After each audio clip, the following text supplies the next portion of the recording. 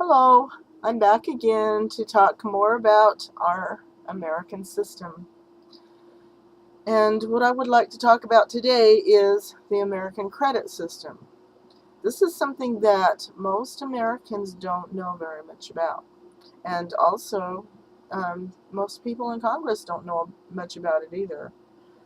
And if they did understand our credit system better, we wouldn't be in the financial situation that we're in today.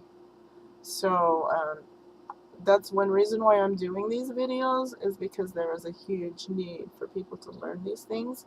This is our American heritage, and it's really important for people to understand these things about our Constitution and about the American system.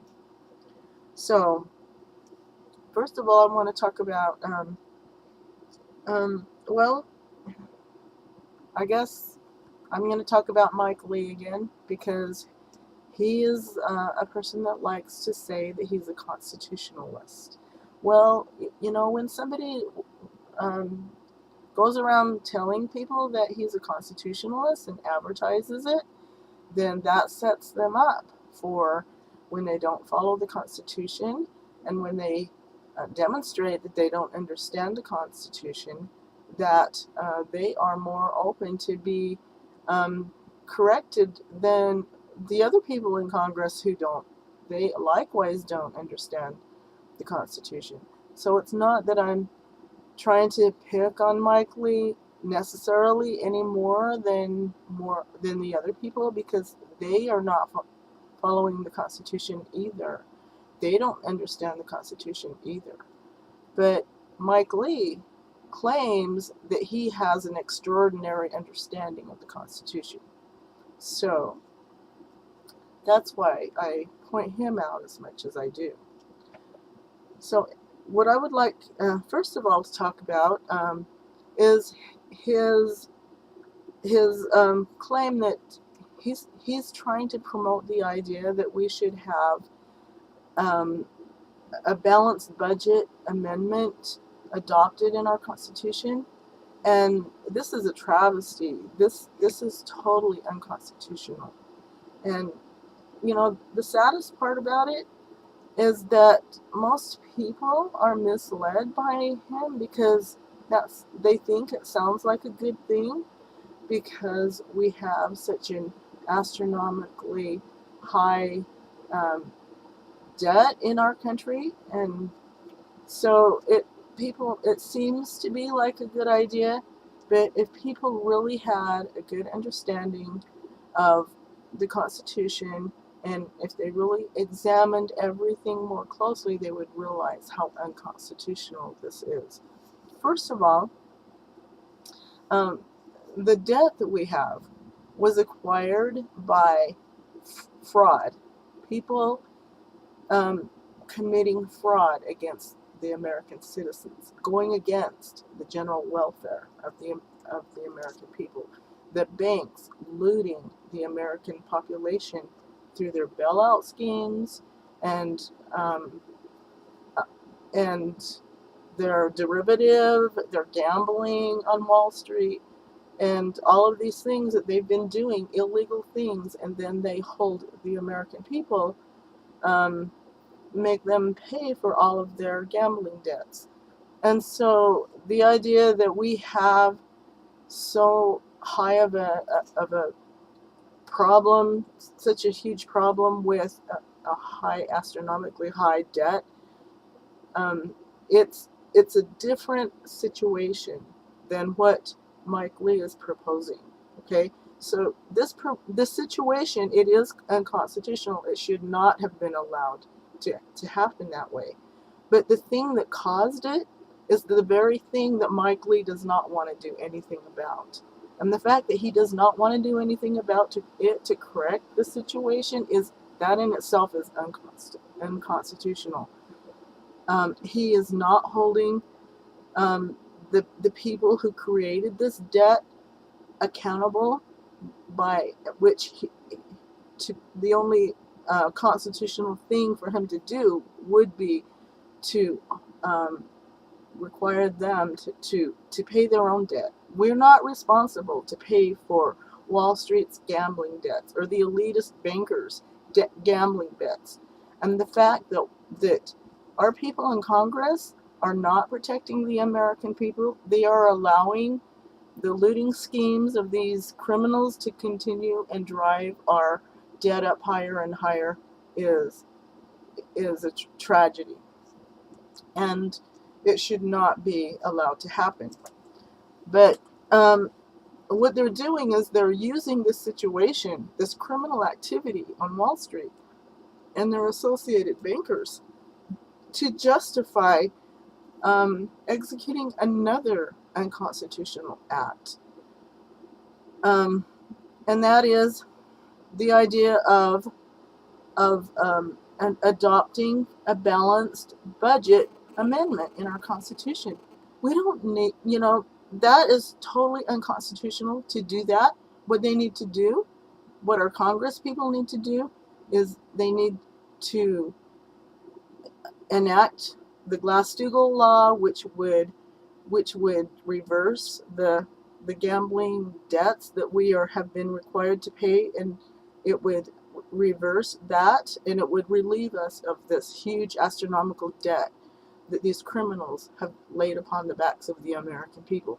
This is what needs to happen. So don't let Mike Lee convince you to think that adopting a balanced budget amendment is the solution to the problem. Right now, the debt that these criminal Wall Street goons and their banker criminals that have participated in this crime have created such an astronomically high debt that, imagine for a minute a ball as big as the sun, and then imagine a little tennis ball, and that ball represents all the money that we have in the world. Okay, now if we trying to balance the budget,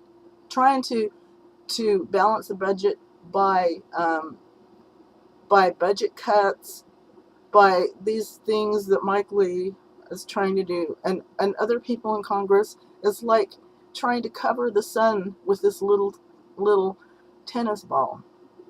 And this sun of debt was created fraudulently. So what they need to do is to get rid of the fraudulent debt the size of the sun, to undo it through enacting Glass-Steagall. And so, anyway, what I would like to talk about is to give the American people, or whoever, the people who watch my video, that they can have come to a better understanding of the American credit system, and so that they can come to an understanding that what Mike Lee is trying to do is totally unconstitutional. Now, this debt does need to be addressed. Okay, we can't just ignore it, right? But the way to address it is not to do it the way he's proposing to do it. So, by keeping it on the backs of the American people and causing the American people to suffer austerity because as the result of these criminal looting schemes that they've allowed to continue on and on and on. So anyway, let's get back to talking about the American credit system. And what I would like to point out first is that the American credit system is really highly misunderstood, and it was created or designed by Alexander Hamilton, and it was influenced by Leibniz ideas. A lot of our ideas in our American system were influenced by Leibniz. Our founding fathers were very, very well read on the best minds of the world at the time, and Leibniz was one of the best. And so they used a lot of his ideas when they founded our nation and wrote our Constitution. So, to start out with, the American credit system was not established to be like a household budget. It was not intended to be something that you budgeted like what we're like people in Congress are trying to do right now, budget cuts and all this kind of thing. And I will explain this, you know, let me finish this and I will explain further what I'm talking about. But Alexander Hamilton explained the system in his report on the public credit. He made it clear in this report that the nation's budget was not to be designed like a household budget. Or, he said that the idea that the government should operate on a pay-as-you-go basis without incurring debt was not a good idea. The idea of incurring debt, so long as it was judged to be in the national interest and for the promotion of the general welfare of the people, was a sound policy. Properly invested, what appeared to be a debt on a ledger was capable of generating a profitability way beyond what was required for its repayment. In this way, a debt could be transformed into a benefit to promote the general welfare of the people. The productive economic activity it would generate would be by far greater than the principal, debt, and the interest. So,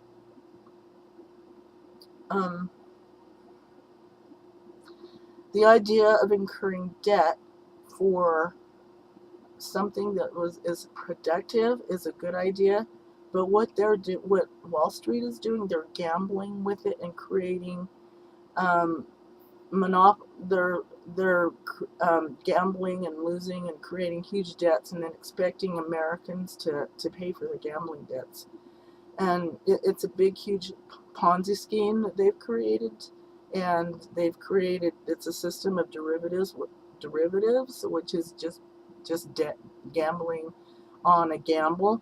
And so the gambling on the gamble gets higher and there's really nothing tangible behind it. So basically it's just creating a big, huge debt, a monopoly money debt. So this is abhorrent. This is the kind of thing that destroys our economy. But if the money is invested in productive things that is going to develop the infrastructure, which is going to increase the standard of living of the people, increase their happiness, reduce their stress, and if it's going to be invested in science research and progressive things that's going to benefit society, then these investments are a good thing, and they will reap back way more than the original investment. So, incurring debt for the purpose of improving the performance of the economy would have way more benefits than people can even imagine, because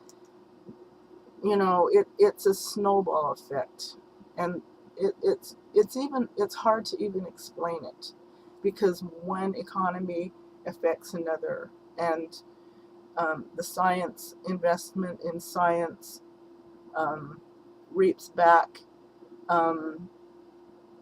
in ways that you don't even imagine is going to reap back when you first do it. Like, for example, the NASA program, when they invested in NASA, people say, well, we don't have money to invest in NASA. Well, all the money that was invested in NASA paid itself back. I don't remember the exact amount, but it was something like 4 times over, maybe even more. I can't remember for sure, but it was way more.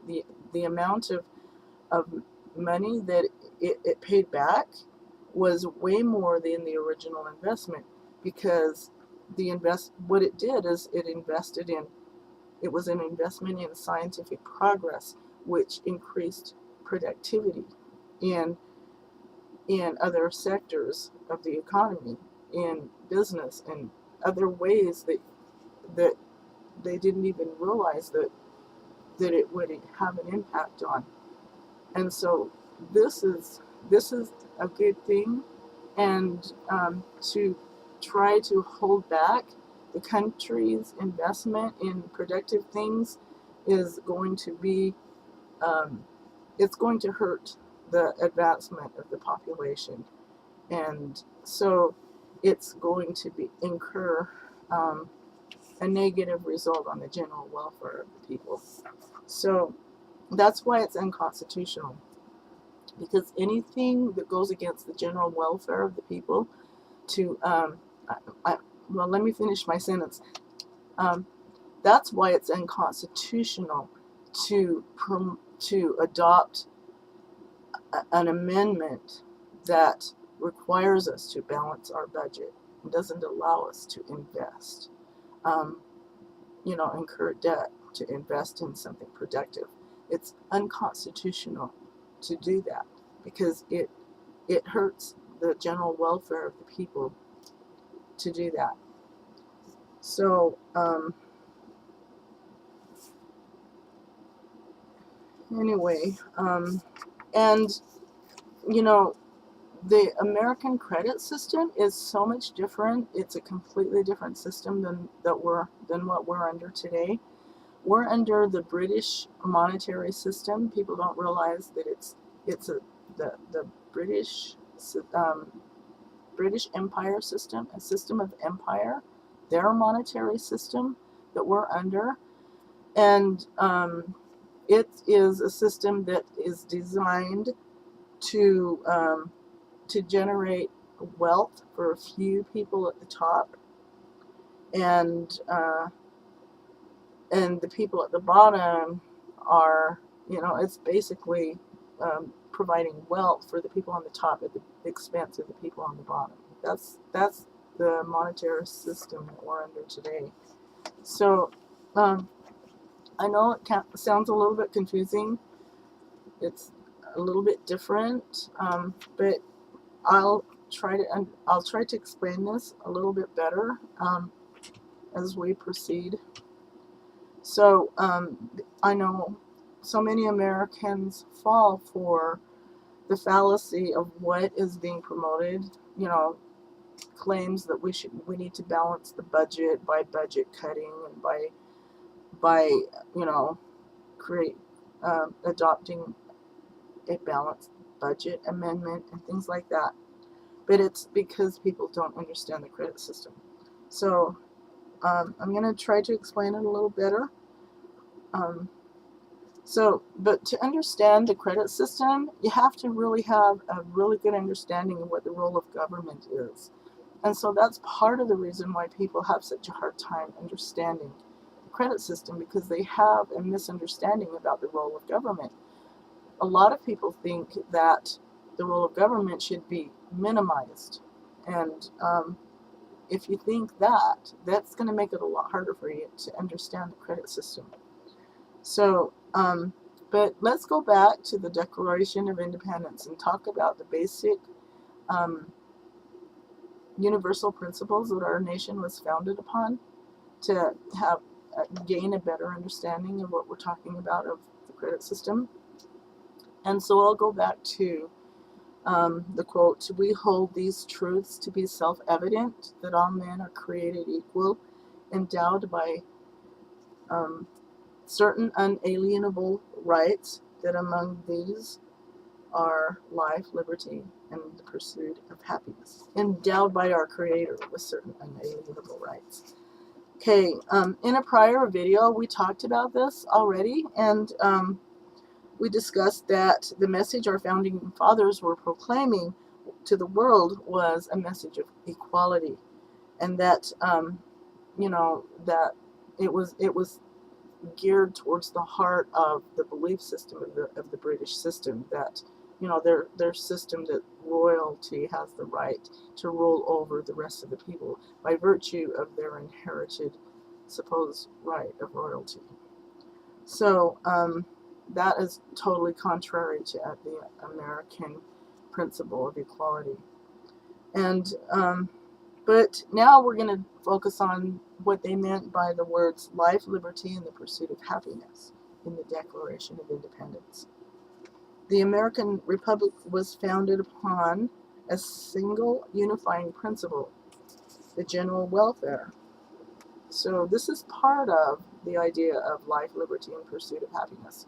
So that's why I'm explaining this a little bit now. The idea that our government was constituted to serve equally all citizens regardless of their station, wealth, or possession of property. In addition, our founding fathers, under the inspiration of Gottfried Leibniz's ideas, intended that the role of government was to seek the improvement of the condition of its citizens. Most people don't realize that that's what the intention of life, liberty, and the pursuit of happiness is, that it spelled out the role of government to provide the opportunity of the citizens to have the opportunity to seek their fullest potential. And this was part of what Gottfried Leibniz talked about in his writings. And the way he talked about it, he said that he referred to it as the best of all possible worlds. Life, liberty, and the pursuit of happiness, or the pursuit of the best of all possible worlds. The unalienable rights that the American founders wrote about in the Constitution, which the government was responsible to promote and to protect, required the government to adopt policies that promote the necessary condition needed so that each person might best serve the intended higher purpose for his or her life, making a contribution to the increase of happiness of mankind. These are the writings of Gottfried Leibniz. This is the idea behind life, liberty, and the pursuit of happiness that our founding fathers were thinking about when they wrote that in our Declaration of Independence. So what they were talking about, life, liberty, and the pursuit of happiness, it's not three separate concepts. It's like a trinity of interlocking ideas.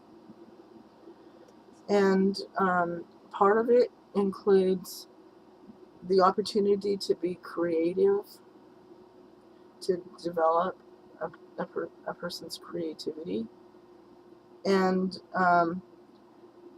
this requires a person to be able to do as have freedom. And this is not talking about the freedom to do whatever a person wants, but the freedom made possible by the constraint of law. That means the constraint where the law constrains the tyranny of the people who would like to exploit others. So it's this constraint of law that makes freedom possible. So also, as a part of Leibniz's idea of the pursuit of happiness, is the conscious search for truth. Now, this is an idea that is kind of foreign to a lot of people today, because a lot of people don't really understand truth. I mean, they don't believe in truth anymore. They think that everybody has their own truth, or you know, there really isn't a truth, or something like this. And I'm not going to talk about this principle right now, but I will on another video. And but The principle of truth is something that was very important to the founding fathers, and they wrote about it in the Constitution. You see the search for truth a lot in the Federalist Papers. You see the founding fathers, referring to the pursuit of truth, searching for truth a lot in the Federalist Papers. So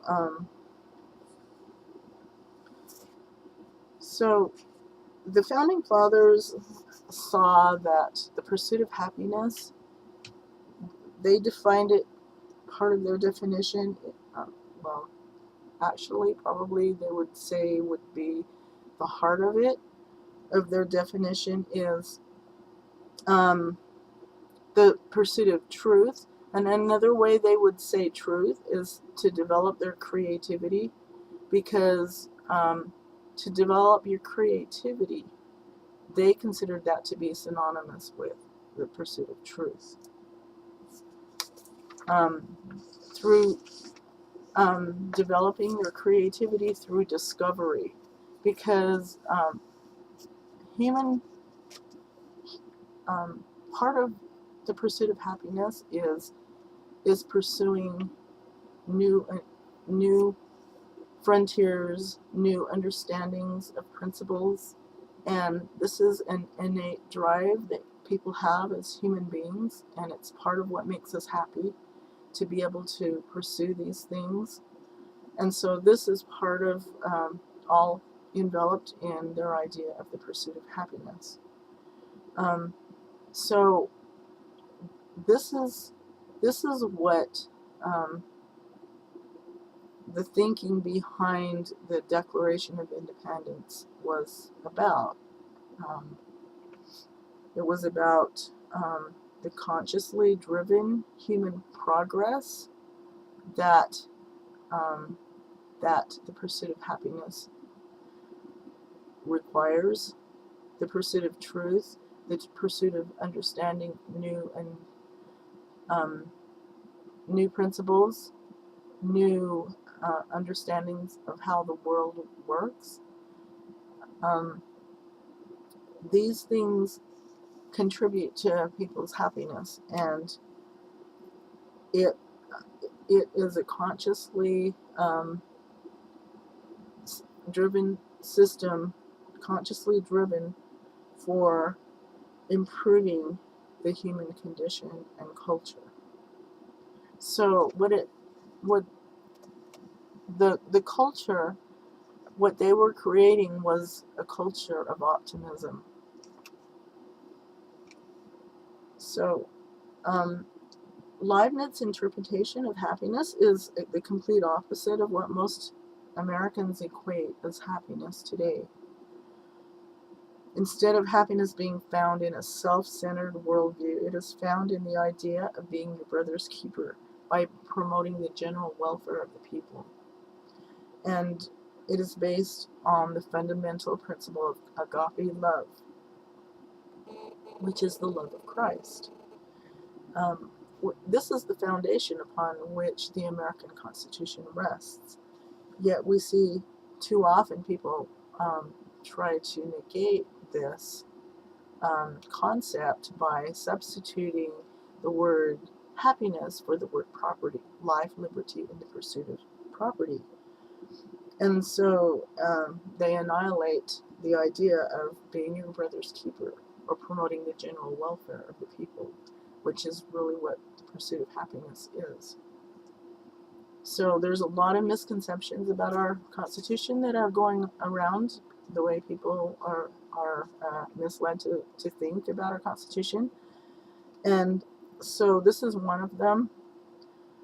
And so this idea of agape love is a very important part of the American Constitution and of the Declaration of Independence. And what it is that, the idea of being your brother's keeper, and that the role of government is the same as, is for the same purpose as what Christ said that he came to earth for, and that is to serve and not be served. The role of our elected leaders is to serve the people and not be served. They are elected to be our public servants. The role of government is to serve the people, to act under the principle of agape love, which is what the General Welfare Clause is about. So our founding fathers intended the federal government to play a very important and active role in the protection of and the development of the people. They set up the American system to not only provide security for the citizens, but to provide the opportunity for each person to reach his or her potential. And that requires the government to create the conditions in the nation for continual progress. When Roosevelt passed his New Deal legislation, the Supreme Court said the General Welfare Clause is not a limitation on congressional power, but is rather a grant of power, the scope of which is quite expansive, particularly in view of the enlargement of power by the Necessary and Proper Clause. And here the court cited Justice Marshall's ruling when he ruled in favor of Hamilton's National Bank. The Founding Fathers intended for the government to be committed to promote the general welfare of all persons in a very specific way, and that is to adopt policies that not only protect the security of the people, but promote conditions of progress for the whole entire nation. There were even provisions in the Continental Congress that provided for the general welfare. You can see that the role of government, as intended by our founding fathers, as inspired by Leibniz, was intended to play an expansive and important role in the development of the potential of each citizen. The idea was to not leave the citizens to themselves, to try to muster on their own how they could go about doing this. The citizens in their own strength would not have the capability to develop to their fullest potential, to ward off the abuses of those stronger than them, who would use their position of strength to exploit them. On their own, they wouldn't have the ability to create the basic conditions that would make their pursuit of happiness possible. The role of government must play an important role in the commerce of the nation in order to protect the general welfare of the people and to create the condition whereby the development of the people is promoted through commerce. This comes in the form of having control over the nation's money, infrastructure development, debt, and ability to create debt. It is impossible for a nation to be sovereign which doesn't have control over these things, especially in the area of controlling the nation's money. He who holds the purse strings rules the nation. If you allow a private bank, such as the Federal Reserve, which is owned by a foreign power, to have control over the nation's money, which it does right now, that foreign power rules the nation. And that's why we have our government. That's how they have taken over our government, is through the purse strings, through the looting schemes of Wall Street, and through our congressional people in Congress that are pandering to Wall Street and doing what's in their best interest rather than the best interest of the American people. So anyway, that's why we're in the mess we're in today, and because Wall Street and its associated banks are ruling our nation today, because we don't have control of our own money. We are being controlled by the monetary system of the British Empire. We have people in Congress who are so inept in their understanding of the American Constitution, that people like Mike Lee, who think that that the government shouldn't have control over commerce. And he even wrote a silly book that promotes his ideas, demonstrating his profound misunderstanding of the Constitution. He thinks that the corporate world should have free rein to terrorize the American citizens with their tyranny to their heart's content. That government should not intervene to regulate them. He wrote a lot in this book about deregulation and how the Commerce Clause has been abused by using it to regulate the tyranny of, well, he didn't put it in those words, but the bottom line is that's what it is, to regulate the tyranny of people who would exert their usurp their power over the American people and exploit them. So he's allowed Wall Street to loot the American people to their heart's content, and he is totally against regulating them. And he said so in his book. So, because he doesn't think that government should get involved, that people should be allowed to do whatever it is that, that they want to do, that people's hedonistic impulses shouldn't be pulled back by the government, that there shouldn't be any laws to stop them from it. And so, I mean, you see this in so many areas, how this thinking has seeped in so many areas that it's related. I mean, limited government, unconstitutional idea of limited government, the unconstitutional idea of adopting a limit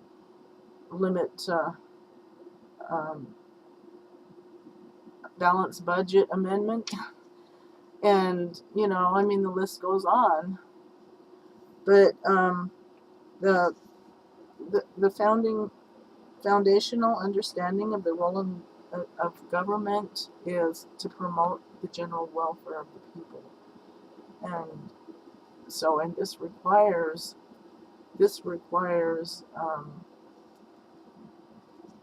specific things to be followed by our Constitution, by the people in Congress, that they don't do anything or allow anything to any laws to be taken away that protect the American people, such as the Glass-Steagall was overturned. Now, that was unconstitutional for that Glass-Steagall law to be overturned, which was protecting the rights of the people. So, anyway, it's really unconstitutional to promote the idea that the nation's money and commerce should not be regulated or controlled by the government for the benefit that would protect the general welfare of the people. So this video is getting kind of long right now, and so I'm going to have to finish this in the next video. But thank you for watching, and we will continue this in the next video.